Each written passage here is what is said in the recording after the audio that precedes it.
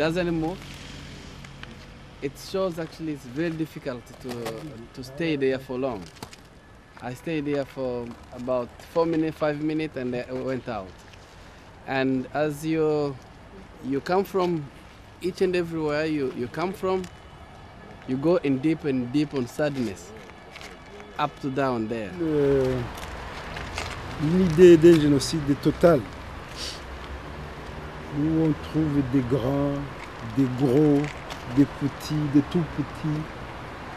C'était un génocide complet, total.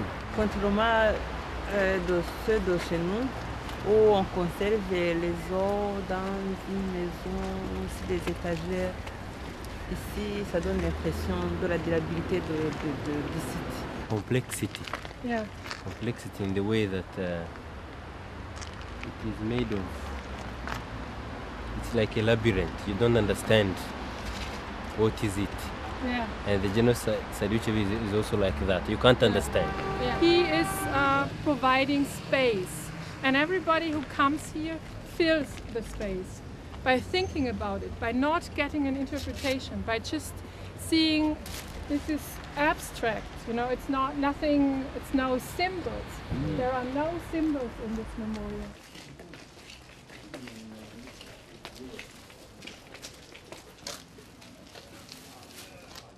The historical circumstances, the perpetrators' intentions, and the history of the Jewish people and their persecution in different European countries, they all form the basis of our displays. The fact that talking about murder on an industrial scale in a way plays it down.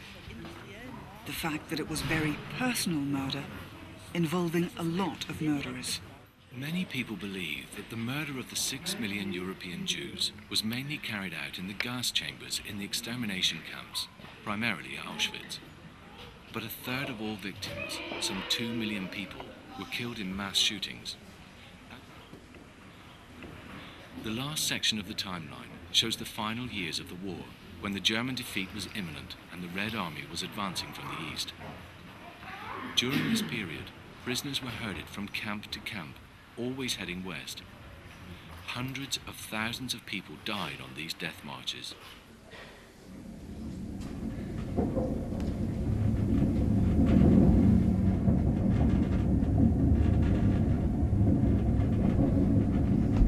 L'idée même d'extermination, certaines personnes pensent à exterminer les autres, l'idéologie qui est derrière tout ça, les méthodes utilisées, la cruauté, c'est semblable, même si chez nous, il n'y a pas eu de chambre à gaz, mais certaines victimes auraient souhaité qu'ils soient gazés au lieu d'être massacrés par la machette, par des outils traditionnels.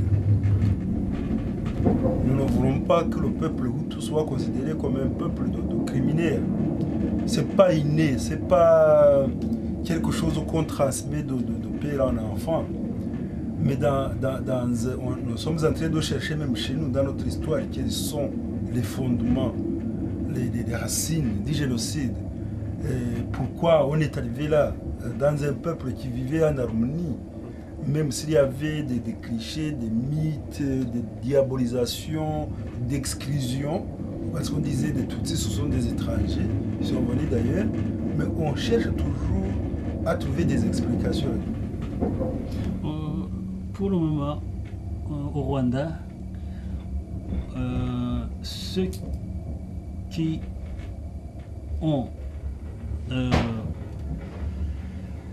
ont exécuté le génocide, donc ceux qui ont participé au génocide, leurs parents, bien même ceux qui viennent de purger leur peine dans les prisons, eux, ils ne souhaitent pas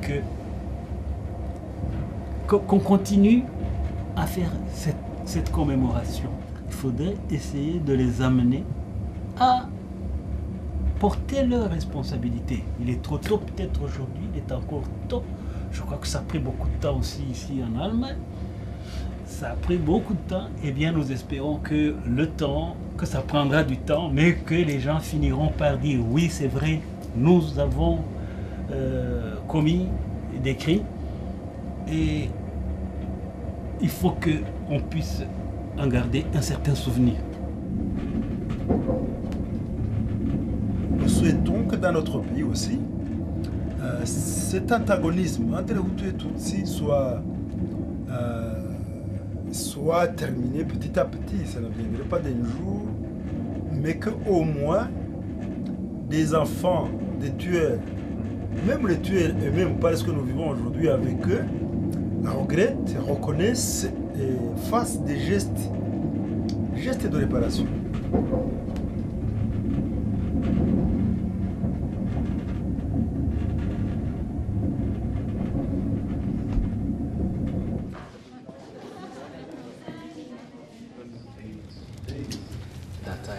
Targeting every Tutsi that time. So what she said, my son, if I don't see you again, please be a man. In my culture, if you say Uzaumuga will be a man, it's very big encouragement. This is my last word I had from my mother, because the next morning she was killed and all people from my house. It is so hard to see people die. Because people died around where I was hiding. I saw them through the windows. I saw the perpetrators running around looking for people. I was trying to escape from the area I was hiding to other areas where they don't know me. I would prefer to stop by here and I can receive your questions. But hopefully this will not repeat again. Thank you very much.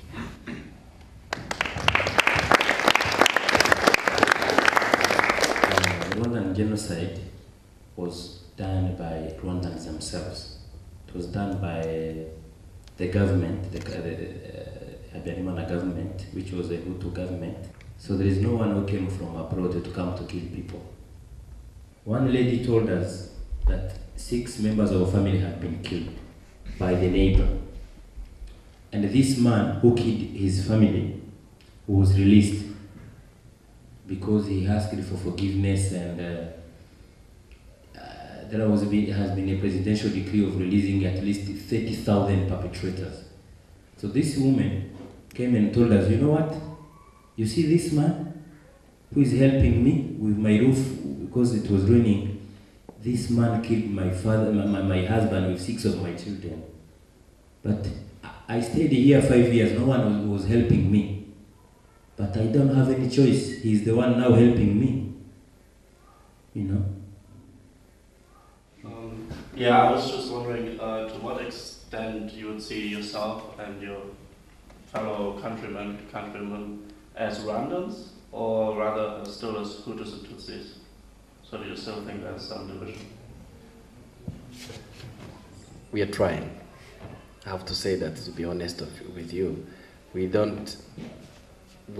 know who we are, but it's about what is priority and who I am as a Tutsi. What if I promote it, where I end up to? If I promote being a Rwandan, what I end up to? This is a matter of choice, but it seems working.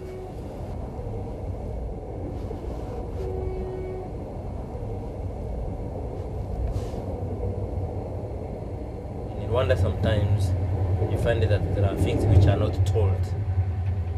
There are suspicions between people. For example, relative to don't give some details about what happened. Survivors and victims don't trust perpetrators, so there is a little bit of mistrust and a history which is not agreed on.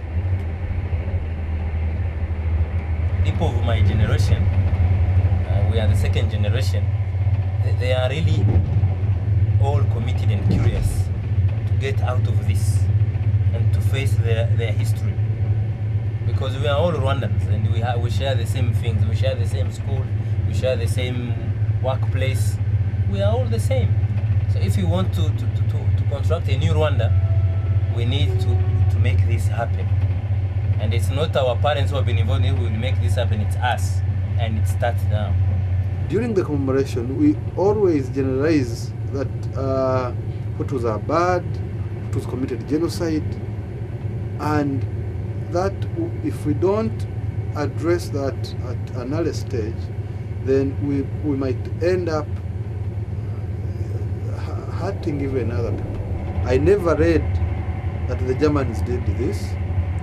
What I was reading, it was the National Socialism, the Nazi, the SS.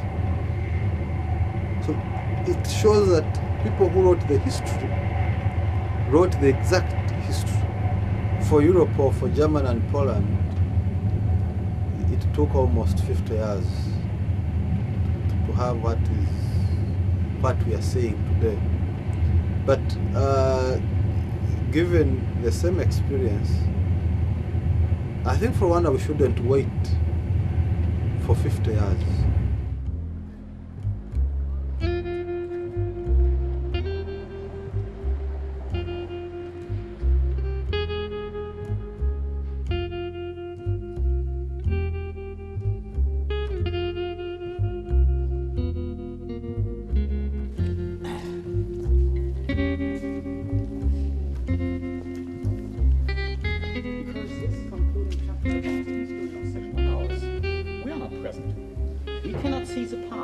Show the past. We can only show pictures taken in the past. It's about showing something outrageous. He admitted, my unit killed more than 90,000 civilians. I wrote it down in my reports. I am a German officer, I would never lie to my commanders. And he explains that world history only knows progress if the strong prevails and the weak is taken away. And that's why he is not a murderer. It is the course of events, the law of history. He made a career as a police officer, not as a party member. But that's why they have been so dangerous. As professionals, they knew how to do. The identities, the names of the victims are all the same to them, but they mention if they killed male Jews or Jewish women. They sum up and we see a small unit, less than 200 men, kills in July 3,834. By 1 month. In less than 4 weeks. Of course, we have to stand firm to our message about the facts. Mm-hmm. It is already an answer to questions. Mm-hmm. It is the answer to the question, what happened? Mm-hmm. This is, we have to stand firm and we have to show it. Mm-hmm. It's our job as a student. And I actually would say that it is better not to give answers because they are subject to research. Only the people who are no longer living, the perpetrators, would give the appropriate answers behind their acts. Others should only be theories or hypotheses, because you cannot tell 100%. No, never. 100%, of course. The motivations of these people. No. Is it an ideology that they have been following, something they believed in? But I think the real job for especially those engaged in social sciences should be, you should think about the division between the two sides, where this division came from, how it emerged, and not to take it as given. This is something important, I would say, not to accept everything what happened, but to learn it was made.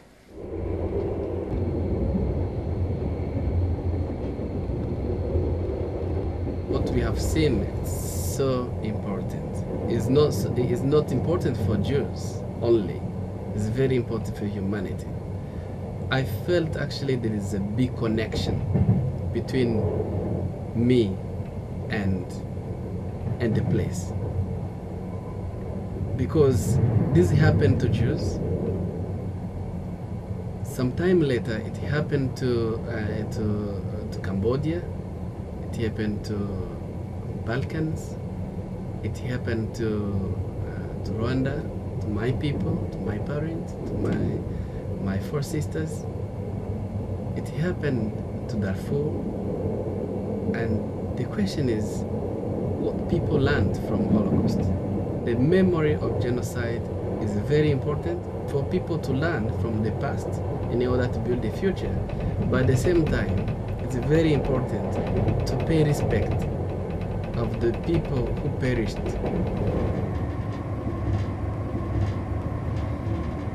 Mon mari a été tué dès que nous nous sommes séparés. Il a été tué tout près de la maison. Mais je n'étais pas ensemble avec lui. C'était un voisin, ils étaient en équipe, mais je connais le responsable de l'équipe, il s'appelle Chassa. C'est son surnom, le nom propre, c'est Halima, je ne me souviens pas très bien, mais il était surnommé Chassa. Ils avaient des fusils, il a tiré sur eux. C'est pas si facile que les bourreaux, avec leurs convictions, participent dans les commémorations, dans les activités qui aident les victimes. S'ils ne viennent pas de leur bonne volonté, de leur cœur, c'est chagrinant. Il faudrait qu'ils rendent hommage aux victimes.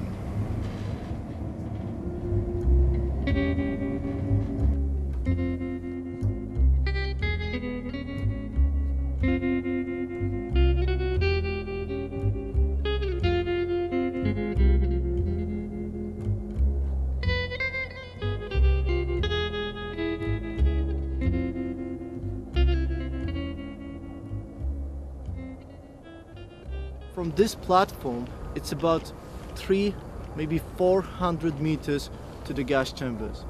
2 gas chambers were there at the end of the tracks, and they were the biggest, and 2 others were in the forest over there. And when they left the trains, the families, they were standing right over here, where we are standing right now, and first of all, the families were separated.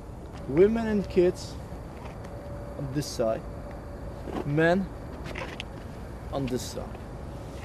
And then one of the doctors that used to work at Auschwitz, he was standing right over here in the middle of this platform, and they carry out the selections, the doctors.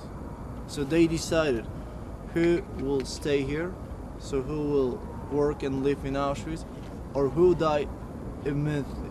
Most of them were killed straight away. People that were old, women pregnant, little kids, cripples, disabled. Or sometimes all of them, even people that were fit to work, they were killed in the gas chambers. So the whole transport.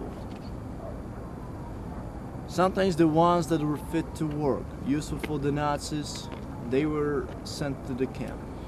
And then they became the prisoners. So they got their numbers. They used to live here and work here.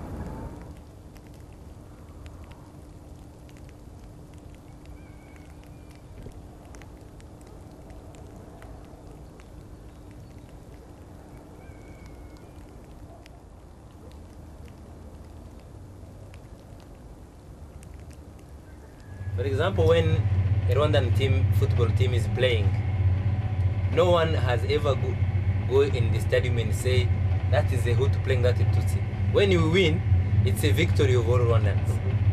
And I'm taking this as an example of all other sectors in the future. We will be seeing a win of us, not of perpetrators and victims.